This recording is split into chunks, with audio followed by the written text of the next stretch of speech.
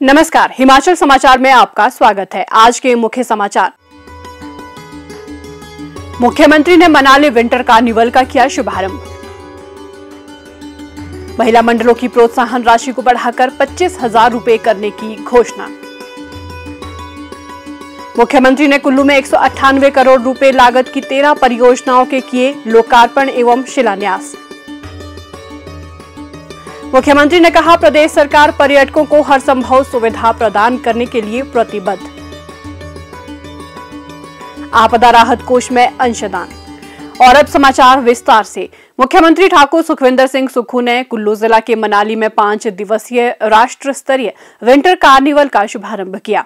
उन्होंने ऐतिहासिक हिडिंबा मंदिर में पूजा अर्चना करने के उपरांत परिधि गृह मनाली से कार्निवल परेड को झंडी दिखाकर रवाना किया।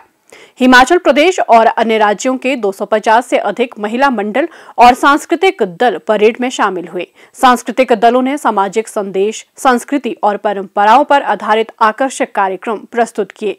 मुख्यमंत्री ठाकुर सुखविंदर सिंह सुक्खू ने मनु रंगशाला में दीप प्रज्वलित कर सांस्कृतिक कार्यक्रम का शुभारंभ किया। विंटर कार्निवल में विभिन्न राज्यों के 25 प्रतिभागी समूह भाग ले रहे हैं। उन्होंने महिला मंडलों, विभागों और संस्थाओं द्वारा निकाली गई झांकियों में गहरी रुचि दिखाई। इस अवसर पर एक विशाल जनसभा को संबोधित करते हुए मुख्यमंत्री ने महिला मंडलों को प्रदान की जाने वाली प्रोत्साहन राशि को 20,000 रुपए से बढ़ाकर 25,000 रुपए करने की घोषणा की। इसके अतिरिक्त मनाली में 15 मील के पास नए पुल के निर्माण के लिए 10 करोड़ रुपए का प्रावधान करने की भी घोषणा की। उन्होंने कहा कि रोहतांग मनालसू पर्यटन होटल का जीर्णोद्धार किया जाएगा और विद्युत बोर्ड की भूमि पर पार्किंग बनाने की संभावना तलाशने के लिए भी सर्वेक्षण किया जाएगा। इसके अलावा उन्होंने निकट भविष्य में मनाली में स्कीइंग कार्यक्रम आयोजित करने की भी घोषणा की। मुख्यमंत्री ने कहा कि राज्य सरकार ने कुल्लू जिला से आपदा प्रभावितों को मुआवजा वितरण की शुरुआत कर दी है। उन्होंने कहा कि अब तक क्षेत्र में प्रभावित परिवारों को कुल 34 करोड़ रुपए वितरित किए जा चुके हैं।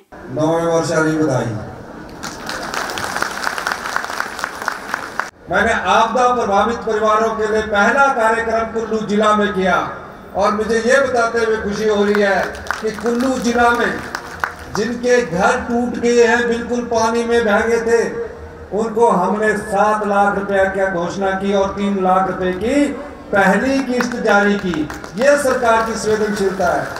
जिनके घर का सिल्ट घुस गई थी या दीवार गिर गई थी, उसको 1 लाख रुपए की पहली किस्त हमने जारी की। ये क्यों? ये इसलिए कि 7 लाख रुपए जिसको घर का मिलेगा उसको पानी का कनेक्शन भी फ्री में मिलेगा, बिजली का कनेक्शन भी फ्री में मिलेगा। ये सरकार की संवेदनशीलता थी। आज उनके घर बन रहे हैं और कुल्लू जिला में 34 करोड़ रुपया आज तक बढ़ चुका है। हम बार बार कहते हैं ये प्रदेश हमारा है। पार्टियों की राजनीति से ऊपर उठकर आप हमारे साथ दिल्ली चलिए और आपदा में जो हमें 12,000 करोड़ रुपए का नुकसान हुआ है, उस नुकसान के लिए आप हमारे साथ चलिए, हम आपके साथ चलने को तैयार हैं। लेकिन वो उससे भी भाग रहे हैं। एक भी भारतीय जनता पार्टी का सांसद आप मुझे बता दीजिए, भारतीय जनता पार्टी का, जो कभी गृह मंत्री के पास गया हो और ये कहा हो कि हमें आपदा प्रभावित परिवारों के लिए हम ये एक चिट्ठी के माध्यम से अनुरोध कर रहे हैं कि हमें हिमाचल के आपदा प्रभावित परिवारों को आप मदद कीजिए। ठाकुर सुखविंदर सिंह सुक्खू ने कहा कि वर्तमान राज्य सरकार द्वारा पिछले 9 वर्ष में शुरू की गई मुख्यमंत्री सुख आश्रय योजना का सफलतापूर्वक क्रियान्वयन सुनिश्चित किया जा रहा है। इस वर्ष नवीन पहल के तहत दिव्यांग बच्चों के लिए गुणात्मक स्कूली शिक्षा और उच्च शिक्षा उपलब्ध करवाने के लिए एक विश्व स्तरीय संस्थान की स्थापना की जाएगी, जिससे दिव्यांग बच्चों के लिए शिक्षा प्राप्त करने में अवसरों में बढ़ोतरी होगी। उन्होंने कहा कि संस्थान पैरालंपिक जैसे आयोजनों में भागीदारी को बढ़ावा देते हुए खेल प्रशिक्षण भी प्रदान करेगा। मुख्यमंत्री ने कहा कि प्रदेश सरकार की योजना 31 मार्च से पहले विभिन्न विभागों में 20,000 भर्तियां करने की है और JOA IT परीक्षा परिणाम शीघ्र ही आने की उम्मीद है। जिला कुल्लू के प्रवास के दौरान मुख्यमंत्री ठाकुर सुखविंदर सिंह सुक्खू ने सोमवार को जिला के लिए 198 करोड़ रुपए की 13 विकास परियोजनाओं के लोकार्पण एवं शिलान्यास किए। इस अवसर पर उन्होंने लोगों को नववर्ष की हार्दिक शुभकामनाएं देते हुए कहा कि इन परियोजनाओं से स्थानीय निवासी और पर्यटक लाभान्वित होंगे। राज्य के समग्र विकास के लक्ष्य को हासिल करने के लिए सरकार की प्रतिबद्धता पर बल देते हुए मुख्यमंत्री ने कहा कि ये विकास परियोजनाएं कुल्लू जिला के विकास में मील पत्थर साबित होंगी।